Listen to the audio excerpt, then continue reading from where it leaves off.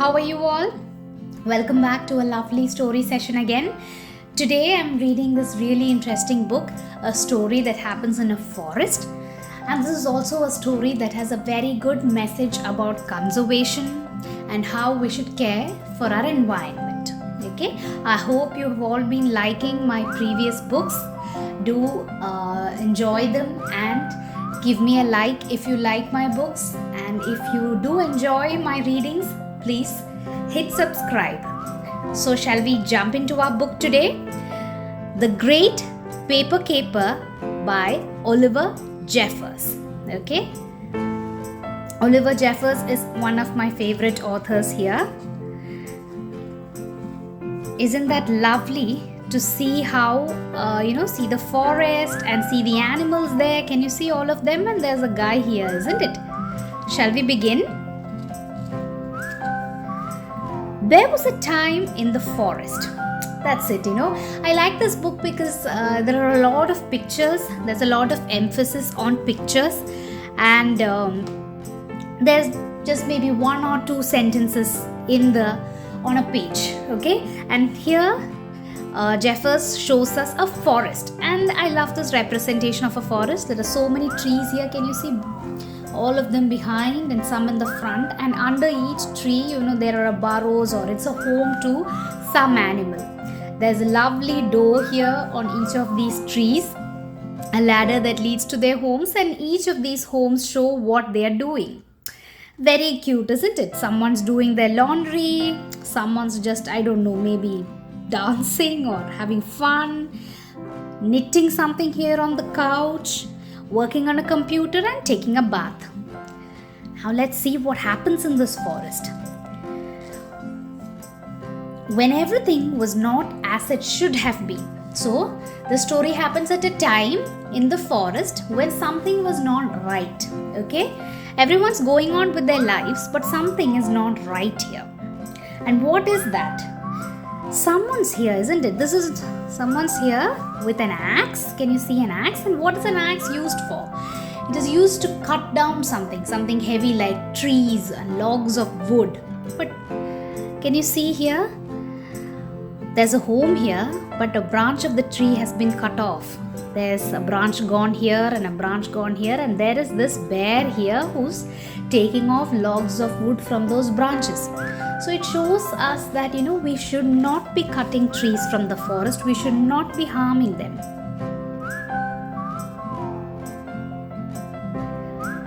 Everyone who lived there had been noticing strange things. Branches, they agreed, should not disappear from trees like that.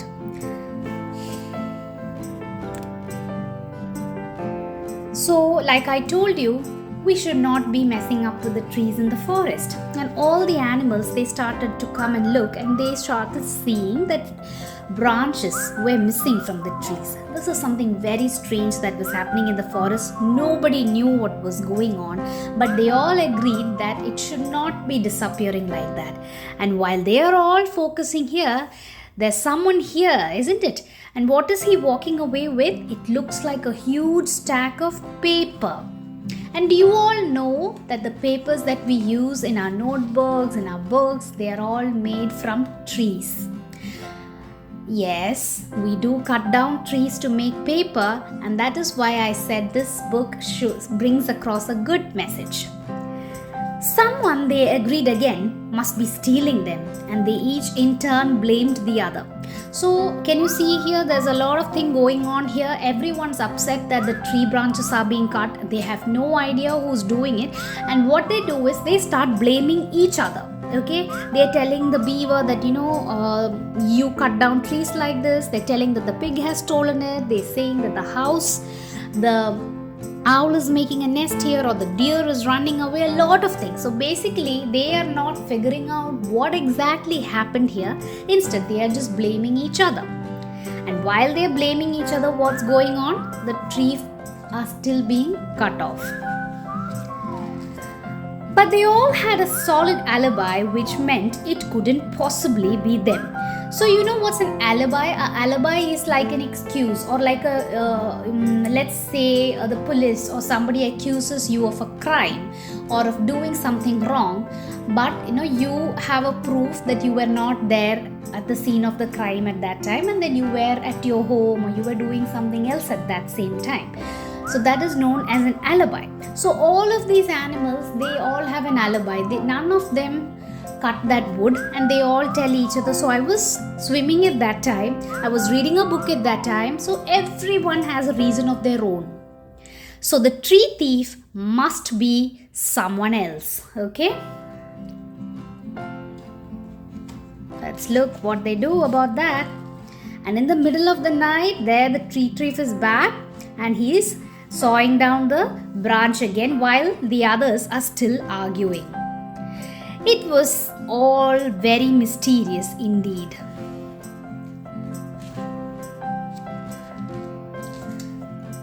An investigation was launched to get to the bottom of things. They were each given a different job to do so the tree thief could be caught. Okay, so I like this part where the animals, they team up and they decide that okay, someone from the outside of doing this, and we have to have an investigation. We should understand who is doing this. So they form teams, they put around these, they mark the area where the trees have been cut, and they start investigating. They ask each other, could it be this person? Could it be that person? All those kind of questions, and they are investigating the crime. And meanwhile, what's going on here? The snowy night, when everyone's gone back to sleep, the bear is back again, and he is now starting to cut down huge trees. He was cutting branches earlier, now he's just, chopping off the trees as a whole.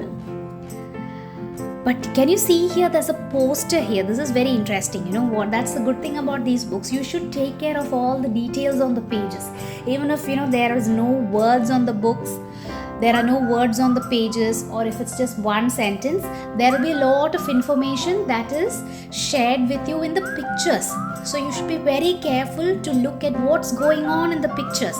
And what do you see here, children? There is a paper airplane competition that is happening. Okay, so is that why the bear is cutting down all these trees? Is he participating in the airplane competition? Now, meanwhile, our investigation is going on, and what all are the animals doing? They took photographs, made notes, and examined every leaf. Okay? Everyone's looking at what's going on. They are taking photographs of all the fallen trees, maybe footprints, maybe leaves. But no matter how hard they investigated, what happened? They really couldn't still find out who was the tree thief. And meanwhile, our real tree thief is doing something. What's he doing? He's making paper planes. He's flying them around. He's trying different tricks. Some of his paper planes are just crashing onto the ground. He's getting very, very angry and upset, isn't it? Have you tried making paper planes? Do you know how to make a paper plane? Do let me know, okay? Now he's very tired because he's been, stealing the tree trunks during the night, and he's practicing making paper planes and all that. Then an eyewitness report led them to some evidence that had blown in not far away. So, who's an eyewitness when something wrong happens? An eyewitness is someone who has, in person seen the crime happening. So, somebody has seen that the tree was being cut. So, every time we did see there was an owl in the picture. I don't know whether you noticed that. Let me just go back a few pages and show you.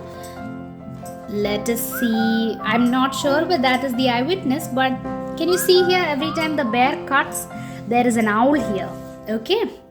Could it be that? I have no idea. So anyway, the investigators are moving around and they are asking everyone, and now they have got some form of evidence, and it had the bear's paw prints all over it. What did they find now? They found a paper plane. Okay, that was an evidence, and they found that the paper plane had the bear's paw prints on it. So now I think they have an idea who's really stealing the wood. They had found their culprit. Hello, police? So finally, the animal investigators, they are not the police. They just decided to team up and find out what's going on. So after they identify who has really done it, they call the police. They come into a phone booth. This is a phone booth. This kind of phone booths are really not around anymore. But yes, in some parts of the world, they're still there for us to see what a phone booth looked like. So you would go in there and make a call. So some of the animals have gone into the phone booth and they are calling the police. And everyone's here. They're watching the bear come. Okay, they know that it is the bear who has been doing this. And there's another animal who is, following the bear to understand what really is going on. Why does the bear need so much paper? And then he sneaks into the home of the bear and he's, peeping in through the window. And this is a lovely picture which again I want you to concentrate and look at all the details here. This is a paper machine here, and the bear, he has written down so many things about how do you make good paper and good paper planes. See, a tree becomes paper plane, and he's written how do you fold the paper to create a good paper plane. And this is the paper machine. He's pushing in logs of wood into it, and he's getting stacks and stacks of paper here. That is how paper is made. And this animal, he's finding out what's going on. And in the meantime, something else is happening in the forest. That's the police car, isn't it? The police is finally here, and they are headed to the bear's house. What is the bear doing here? The bear, meanwhile, is looking at all his ancestors. That is the real thing. His father, his grandfather, maybe his great-grandfather, everyone has always won that paper plane championship in the village. They all have these trophies. Can you see here, children? And this is our bear. He's standing here and he's looking at all the ancestors who has won the competition, and maybe he's upset. Maybe he also wants to win it, like his father and grandfather. That is why he's trying all these things and it's not working. His paper plane is not coming out correctly. Can you see the knock knock written here? The police is at his door. The bear was brought in to have his picture taken. So this is what happens when the police arrested him. They'll take him to the police station. They will take a picture of him. They'll record, his details, and was kept late into the night to answer questions. Where were you that night? So this is poor bear is here. His hands are tied up. He's in the police station. He's answering questions. He's telling them, where were you on that night when that tree was cut out? The next day, he confessed everything in court. All about the paper airplane competition and how badly he wanted to win, and he knew he wasn't very good and he had to run out of paper and he had no one to ask for help. He was so sorry for taking their trees without asking. He hadn't meant to do so much harm. So now he is in the court and he's telling everyone that he's the one who has stolen the papers. And he's telling everyone, like I showed you in the previous picture, how he so badly wanted to win this competition. But every time he tried making a paper plane, it was not good enough. And he kept on making planes and he ran out of paper. He really did not want to cut down those trees. He apologizes to all the animals there, for cutting down their homes without asking them. But yeah, that's it. That's him there. He's talking about all that he has done and he's crying. He's actually, guilty. He regrets what he has done. This court is adjourned, says the judge. So when a court is adjourned, you disperse for the day. Then the judge has to take a decision about, what is the punishment that we should give the bear. Well, all right, they all thought. But we'd have to make it up to them by replacing the trees. And a paper plane competition indeed? That sounded interesting. So, the judge tells the bear, paper plane competition does sound interesting, but you have taken down all the trees in the forest, and that is a really bad thing to happen in a forest. Trees are homes of many of the animals, so you will have to make up and do something about it, The bear kept his word. The bear promised something to the judge, that he will repay the animals. And how does he do that? As the others helped him gather up the old paper planes, they had an idea. Here, what do you see the bear do? He has a bag of seeds here, he has a spade here. He is going around digging in the forest and he is planting seeds. He wants new trees to grow for all the trees he has cut down. He is planting new ones. And over the next few years, they'll grow up and replenish the forest. And while he is doing that, some of his other friends in the forest, what are they doing?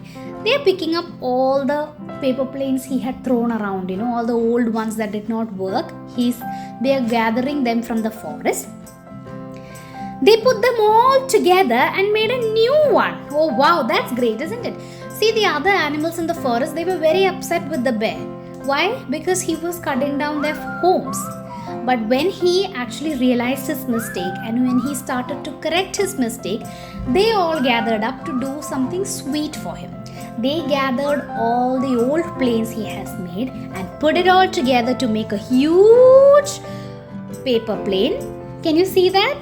And he goes across the finish line. That is great, isn't it? So he might have won the competition like his ancestors. He is happy now and he kept his word. What was that? He made it up to all those animals. He planted 2 forests and he watered them regularly to recreate a new forest. Isn't it? Now this is a lovely book. It is a thrilling tale of mystery, crime, everything, isn't it? And there's a forest there. And this also has a message about why we need to conserve our forests. Maybe every time you cut down a tree for something, you should ensure that more trees are replanted again to keep our world in a good shape. That's all for today. Thank you.